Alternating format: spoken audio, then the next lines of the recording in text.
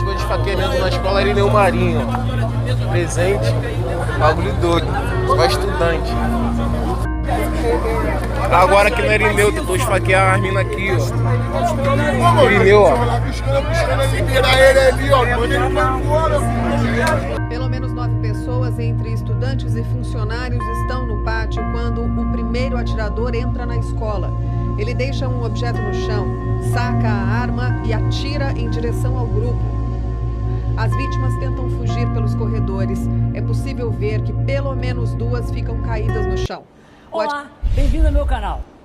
A paz do Senhor Jesus Cristo a todos. Sou o Comandos Cunha 01, veterano das Forças Especiais e da Brigada Paraquedista. E hoje, novamente com meu grande amigo Cirino, da Polícia Militar de São Paulo, e vamos dar continuidade ao assunto terrorismo. Cirino, obrigado. Mais uma vez está você aqui no meu canal. É sempre um prazer você estar no canal Cunha 01, que é um canal que incentiva você, jovem, a seguir uma carreira militar. Cirino, eu quero te fazer uma grande pergunta. Dizem, a maioria das pessoas brasileiras dizem que no Brasil não existe terrorismo, nunca teve terrorismo e nunca vai ter terrorismo. Isso é verdade? Isso procede? Cunha, amigos do YouTube, isso não é verdade. Se você observar a história recente do país, e quando eu digo história recente, é de algumas décadas para cá, né?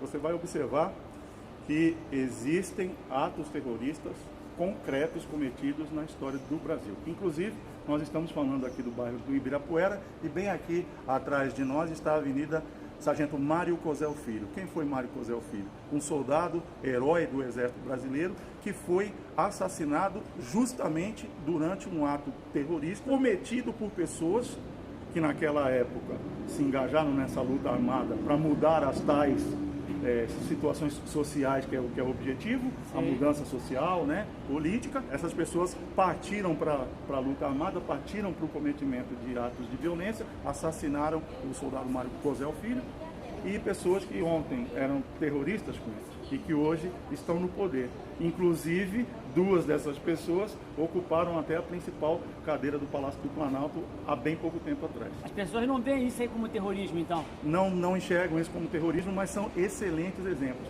Cometimento de atos de violência contra uma unidade do Exército Regular da nação. Eu não consigo pensar numa definição melhor para terrorismo. Entendi. Então aqui no Ibirapuera tem aquele obelisco ali.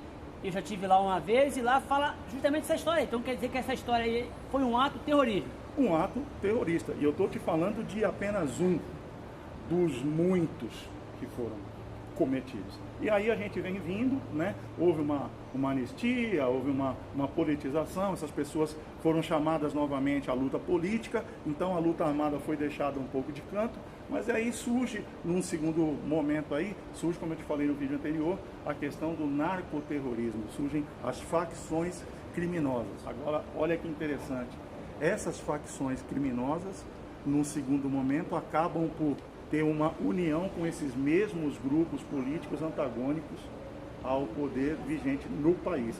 Houve uma simbiose, houve uma junção e esses grupos, facções criminosas, narcoterroristas, passam a agir em conluio com esse mesmo grupo que anteriormente cometeu esses atos de terrorismo no Brasil. Então, no Brasil, a gente pode dizer que tem até uma nova modalidade, que é o narcoterror unificado ao terrorismo político. Perigoso isso aí. Muito. Uma pergunta aqui que é interessante. Aquele capitão chamado Capitão Lamarca, o que ele fez foi considerado terrorismo ou não? Com toda certeza. Ele se prevaleceu do conhecimento militar adquirido na vivência dele dentro do Exército Brasileiro. Ele foi cooptado por essa ideologia que eu te falei, por esse grupo ideológico que partiu para o confronto armado, partiu para o cometimento de atos de violência para alcançar as mudanças sociais que eles pretendiam. A gente sabe disso, né, Cunha? O pior inimigo é o inimigo interno. O pior inimigo é o que está dentro da tua casa. Você não sabe quem é, né? E o Lamarca, infelizmente, foi isso. Um traidor da pátria e um terrorista. E a gente precisa aqui, Cunha, eu quero até te pedir licença para abrir um parênteses, a gente precisa começar a definir as coisas e a não ter medo do politicamente correto. É dar às coisas os nomes que elas têm. O sujeito que cometeu um atentado desse é um terrorista. Ele não é um meliante, ele não é um agressor, ele não é uma vítima da sociedade. Você tem que dar um nome, ele é um terrorista, ele cometeu quem comete atos de terrorismo é um terrorista. Você tem que tratá-lo como dar às coisas os nomes que ela tem. E a lei que nós temos hoje, que foi dar apenas um passo para a lei de terrorismo, não fala sobre isso. Fraquíssima.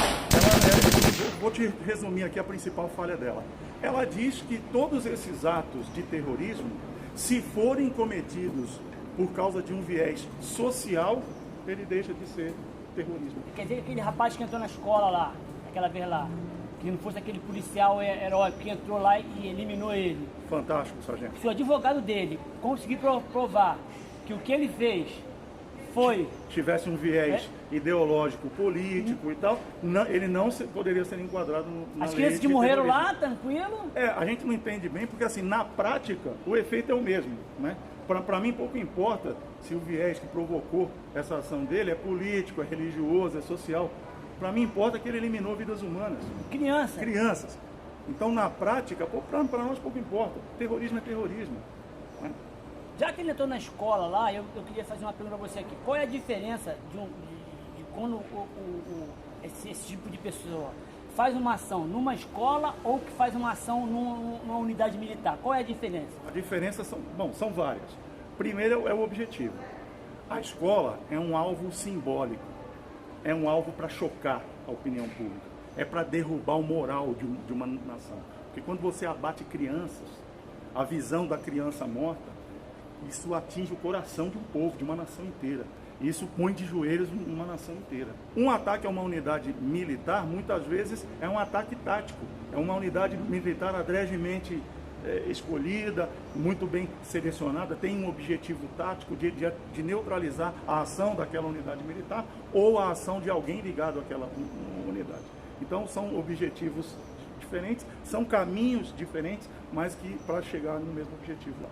Eu me lembro que há um tempo atrás aí, vou dar nome aqui, né, mas uma pessoa que já esteve no poder liberou para que algumas pessoas dos países que têm origem, né, não que façam, mas que têm origem em terrorismo, viessem morar no Brasil, trabalhar no Brasil. O que você acha disso aí? Bom, você está sendo até simplório na sua colocação. Eu vou te falar uma coisa mais grave que talvez a maioria das pessoas não saiba. Existem países, repúblicas, muito próximas ao Brasil, fronteiriças, para ser mais exato, principalmente ao norte, eu não preciso falar aqui, nem elencar nomes, mas que tem uma ligação muito estreita com o terrorismo internacional, principalmente o terrorismo do Oriente Médio. Essas pessoas, juntamente com uma outra república ali da América Central, que também tem um histórico de ligação muito grande com o terrorismo, há um curto espaço de tempo atrás, elas despachavam dentro do Palácio do Planalto com membros do nosso governo. Verdade? Entende? Mas com que finalidade que eles iam fazer isso aqui? E a gente aceitava isso por quê?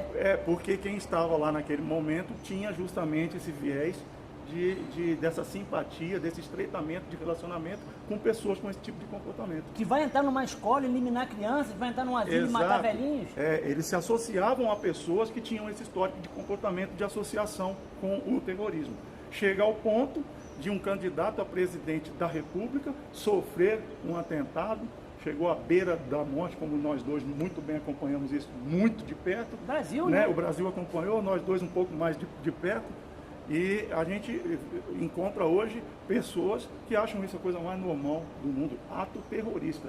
Uma tentativa de assassinato contra um candidato à presidência da República, com grandes chances naquele momento de ser eleito. Ora, opa. Tá sumido, hein, meu? Bonzão? Tudo tranquilo? E aí, meu? Tudo bom? Bem. Beleza? Tudo Bom, tranquilo chefe. aí? Graças a Deus e você? A gente vai encontrando os amigos aqui no meio da entrevista. Ao vivo é assim mesmo. Ao vivo é assim mesmo.